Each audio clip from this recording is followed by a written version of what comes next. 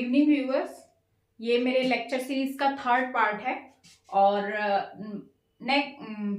Last two parts में हमने sets देखे, इनफाइनाइट सेट्स देखे, फाइनाइट सेट्स देखे, कैंटर्स थ्योरम बहुत इंपॉर्टेंट है वो बताया मैंने, उसका प्रूफ भी बताया। तो अब मैं ये बताने जा रही हूँ कैंटर्स थ्योरम के बाद कुछ चीजें इंपॉर्टेंट है जो जैसे कैंटर हाइपोथेसिस है, वो भी लास्ट में मैंने स्टेटमेंट दिया था लास्ट वीडियो लेक्चर में। मैं एक बार रिवाइज कर देती हूँ। कैंटर्स हाइपोथेसिस वो है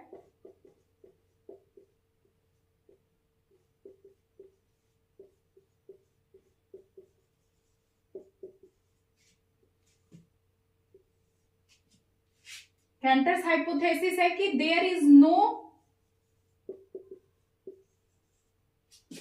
no transfinite number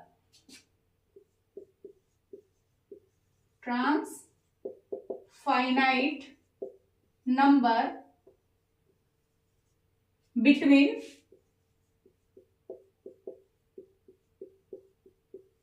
alif naught and C. That means last lecture में मैंने बताया था कि n set of natural number के बाद इसकी कार्डिनैलिटी के इज लेस देन होता है power set of natural number, और एलिफ नॉट और सी के बीच में ऐसा कोई ट्रांसफाइनाइट नंबर लाई नहीं करता है। इन दोनों के बीच में ट्रांसफाइनाइट नंबर्स क्या होते हैं? इनफाइनाइट नंबर्स, जो इनफाइनाइट सेट्स होते हैं उनकी कार्डिनैलिटी को हम ट्रांसफाइनाइट नंबर कहते हैं। तो अब इसका मतलब हुआ कि power set of natural number और नेचुरल नंबर के बीच में कोई भी इनफाइनाइट प्रॉपर सबसेट लाई नहीं करेगा। अगर कोई इनफाइनाइट सेट लाई करता है, प्रॉपर सबसेट लाई करता है, तो आइदर Pn के बराबर होगा या फिर n के बराबर होगा। ये कैंटर की हाइपोथेसिस थी और ये हाइपोथेसिस अभी तक किसी ने क्रैक नहीं किया है, मतलब डिस्प्रूव नहीं किया है कि हाँ कोई ऐसा प्रॉपर इनफाइनाइट सेट ढूंढ के नहीं दिखाया है जो इन दोनों के बीच में लाई करे। सो नेक्स्ट हम स्टार्ट करेंगे। और हाँ, नोट कर लीजिए, एक नोट डालिए।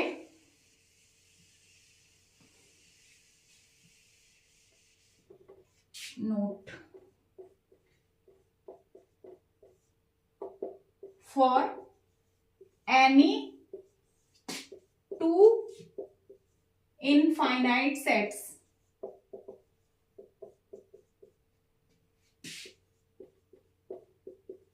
which are similar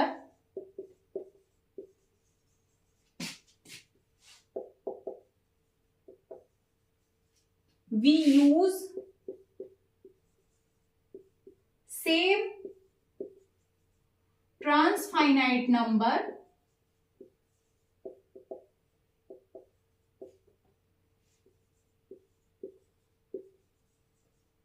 to denote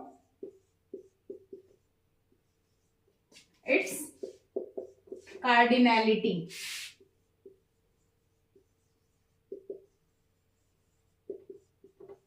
ये नोट लिख लीजिएगा, ये डिनोट है ई।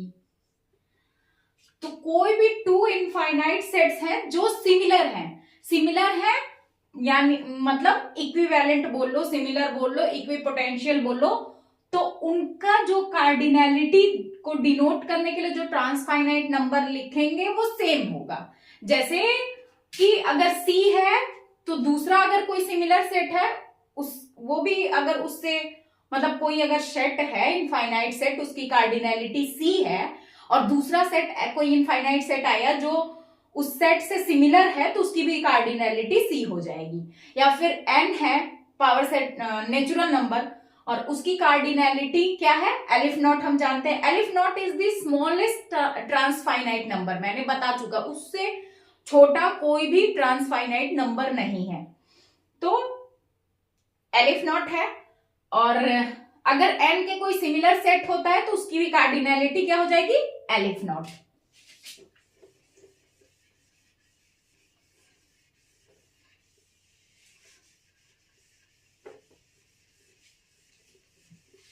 अब मैं प्रूफ करूंगी कि n और z सिमिलर सेट्स होते हैं। ऐसे तो देखने में लगता है कि n और z, n is proper subset of z, है ना, उसमें कितने हैं, डबल और एक जीरो एक्स्ट्रा, मतलब डबल से एक ज्यादा एलिमेंट्स हैं। फिर भी n और z सिमिलर सेट्स हैं, मतलब उनकी कार्डिनैलिटी सेम आएगी। तो एक मैप डिफाइन करते हैं। फर्स्टली ऐसे रफली देखते हैं, n में क्या है, एलिमेंट्स हैं 0 1 2 3 4 5, ये हुए। z में क्या है, 0 1 2 3 -1 -2 -3।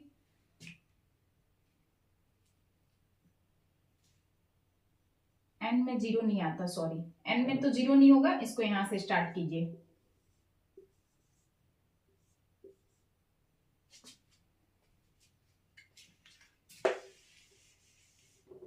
5 ऐसे।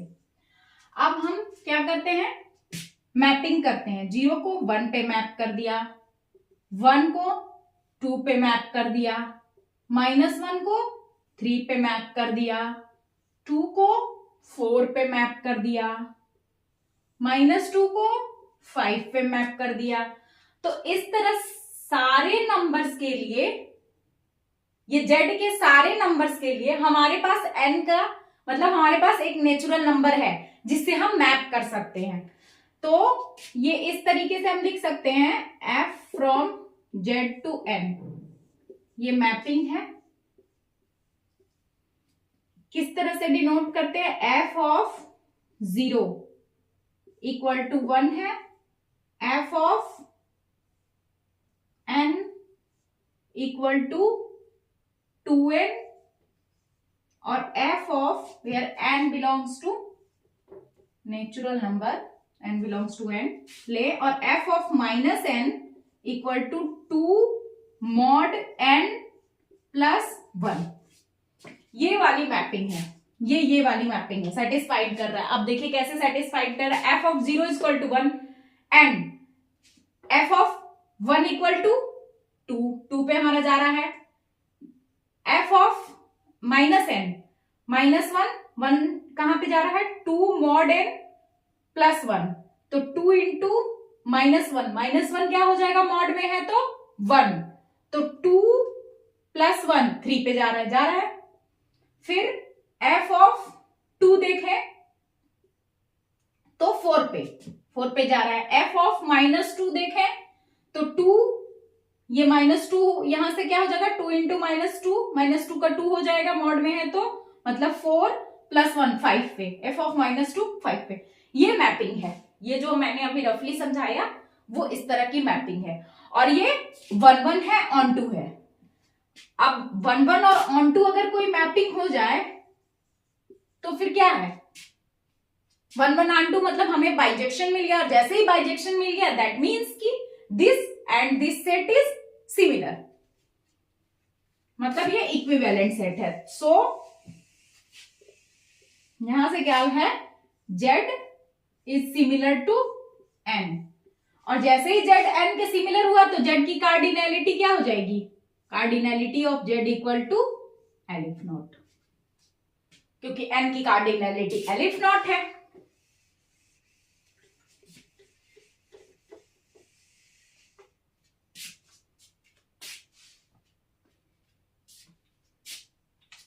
एक और आप लोगों को मेन फाइनाइट सेट और इनफाइनाइट सेट में मेन डिफरेंस क्या है ये बताती हूं।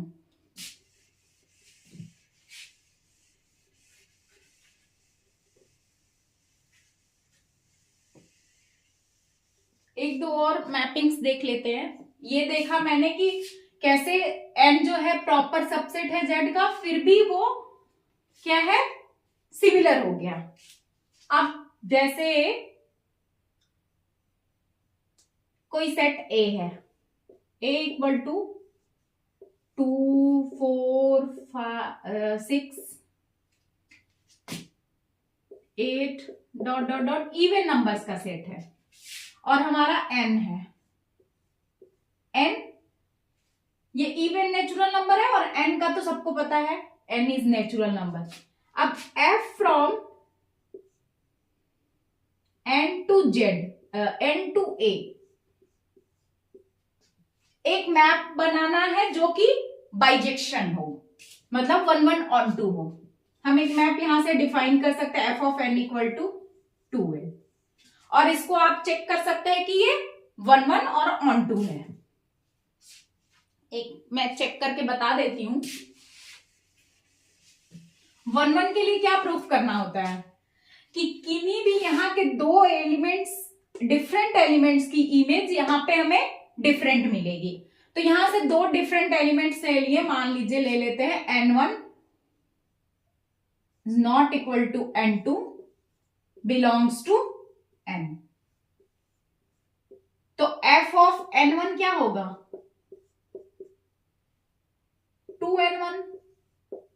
f ऑफ n2 क्या होगा, 2n2। और n1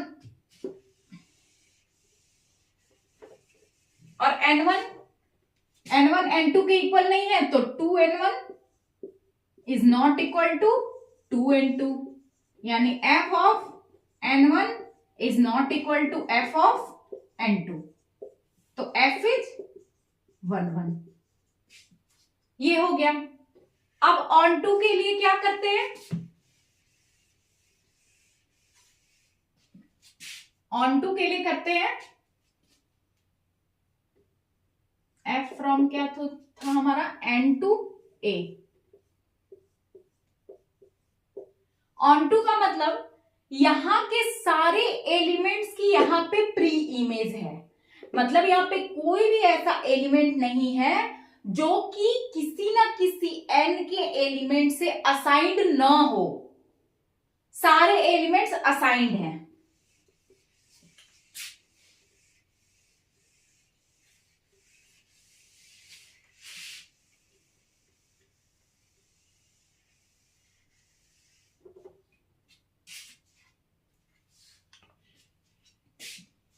यानी late n belongs to m, there exists a map f such that f of n equal to 2 of n। ये ऑन टू है। अब हम नेक्स्ट बताते हैं कि what is difference between finite and infinite sets.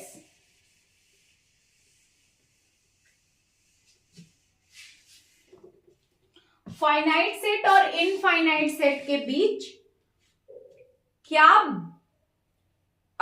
Difference है, big difference. Finite set और infinite set में एक बड़ा डिफरेंस ये है कि फाइनाइट सेट से अगर हम एक या दो या तीन या मतलब कुछ एलिमेंट, सम एलिमेंट्स निकाल देते हैं तो उसकी कार्डिनैलिटी क्या हो जाती है, चेंज हो जाती है। जैसे कोई फाइनाइट सेट है उसमें 6 एलिमेंट्स हैं, अगर हम एक निकाल दिए, पहले तो मान लो एक कोई फाइनाइट सेट है उसमें 6 एलिमेंट्स हैं, तो एक की कार्डिनैलिटी क्या है, 6। एक की कार्डिनैलिटी क्या है, 6 है। अगर हम इस A से एक एलिमेंट निकाल दे या 2 एलिमेंट निकाल दे, फाइनाइट नंबर ऑफ एलिमेंट्स निकाल दे, तो इसकी कार्डिनैलिटी क्या हो जाएगी, चेंज हो जाएगी। बट इनफाइनाइट सेट्स में ऐसा नहीं है। इनफाइनाइट सेट्स में अगर हम फाइनाइट नंबर ऑफ एलिमेंट्स निकालते हैं तो उसकी कार्डिनैलिटी सेम रहती है, चेंज नहीं होती है।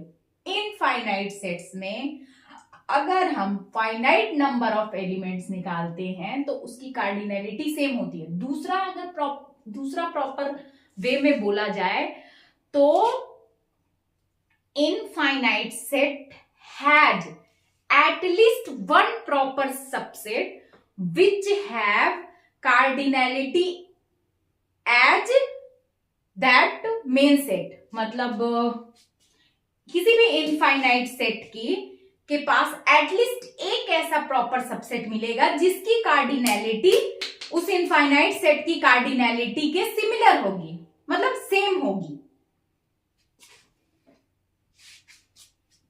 जैसे कि अभी हमने देखा था set of natural number n infinite set है, नो डाउट। इससे हमने एक a बनाया था 2 4 6 डॉट डॉट डॉट, और हमने देखा कि n is similar to a, ये हमने देखा। अभी देखा बाइजेक्शन है तो इसकी कार्डिनैलिटी सेम हो गई, जबकि ये n का प्रॉपर सबसेट है। फाइनाइट सेट में ये नहीं होता है कि finite set has a proper subset और उसकी कार्डिनैलिटी और फाइनाइट सेट की वो प्रॉपर सबसेट की कार्डिनैलिटी और फाइनाइट सबसेट की कार्डिनैलिटी सेम हो जाए। इनफाइनाइट सेट में हम ये कह सकते हैं कि एटलीस्ट वन, वैसे इनफाइनाइट मिल सकते हैं but at least one proper subset उसके पास होगा जो उसी की कार्डिनैलिटी का होगा। तो ये मेन डिफरेंस है, ये समझना है। जैसे z n जो है उसका प्रॉपर सबसेट था बट z और n की कार्डिनैलिटी क्या थी, सेम हो गई थी। Countable infinite set, countably infinite set.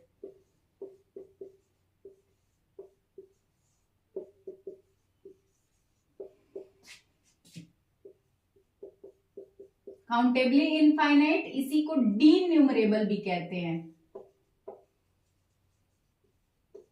डीन्यूमरेबल। इसका डेफिनेशन लिख लीजिए, a set is set to be डीन्यूमरेबल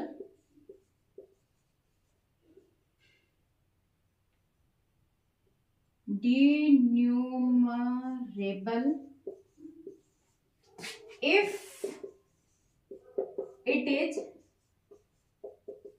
similar to n, मतलब सेट ऑफ नेचुरल नंबर्स। किसी भी सेट को डी न्यूमरेबल या काउंटेबली इनफाइनाइट बोलेंगे या एन न्यूमरेबल बोलेंगे अगर वो एन के सिमिलर होगा।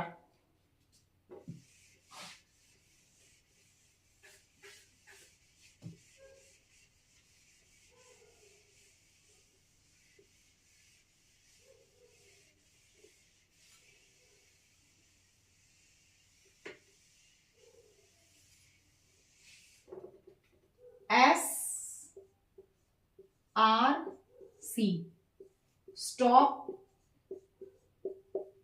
Revise, continue. वीडियो को स्टॉप कीजिए, रिवाइज कीजिए, फिर कंटिन्यू कीजिए। जहां भी समझ नहीं आ रहा है कमेंट सेक्शन में पूछ सकते हैं। तो आप अगर मैं फास्ट हो जा रही हूं या कोई चीज समझ नहीं आ रहा है तो वीडियो को स्टॉप करेंगे, रिवाइज करेंगे, फिर कंटिन्यू करेंगे, या नोट डाउन करने में आपको नहीं हो पाया है तो वो स्टॉप करके आप देख लीजिए फिर से। अब हम आगे बढ़ते हैं uncountable set.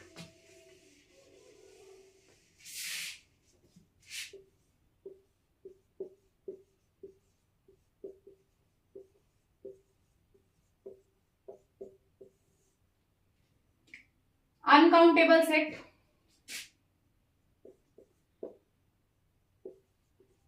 a set is said to be uncountable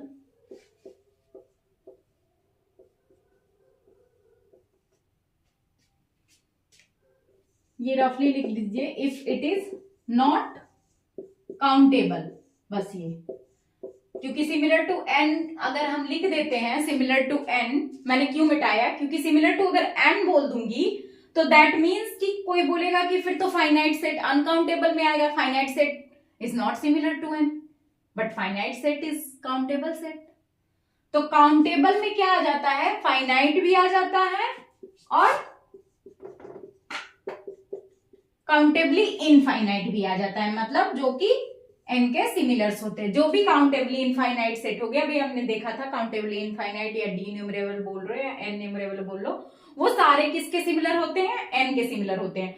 तो दो टाइप के सेट्स होंगे काउंटेबल में, एक तो होगा फाइनाइट, दूसरा काउंटेबली इनफाइनाइट जो कि एन के सिमिलर होगा। अनकाउंटेबल का मतलब कि जो कि काउंटेबल ना हो, तो ना ही फाइनाइट सेट हो ना ही एन के सिमिलर हो,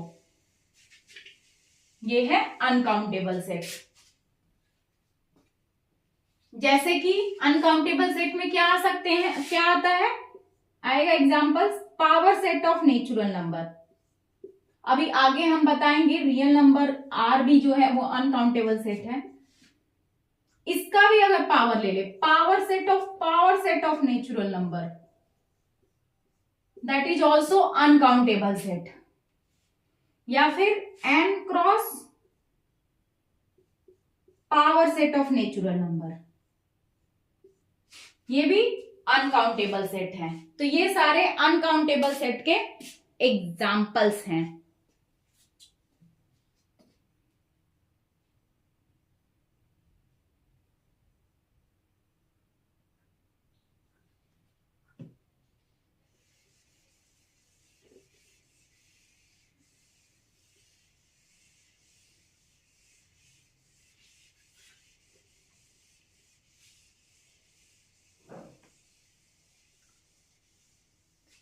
तो आज दैट्स ऑल फॉर टुडे। मैं नेक्स्ट क्लास में आगे का कंटिन्यू करूंगी। हमने आज देख लिया काउंटेबली इनफाइनाइट सेट और अनकाउंटेबल सेट, और फाइनाइट सेट और इनफाइनाइट सेट में मेन डिफरेंस क्या है वो देखा, काउंटेबल सेट देखा, अनकाउंटेबल सेट देखा। अब कुछ और थोड़ी सी चीजें बची हैं वो मैं नेक्स्ट क्लास में कंटिन्यू करूंगी, कुछ एग्जांपल्स दूंगी और आपको क्वेश्चंस कराए जाएंगे नेक्स्ट क्लास में। मतलब मोस्टली हार्डली ये टॉपिक कवर हो गया है। अब कुछ चीजें बस थोड़ी मोड़ी बची हैं वो मैं नेक्स्ट क्लास में कवर कर दूंगी। That's all for today, thank you.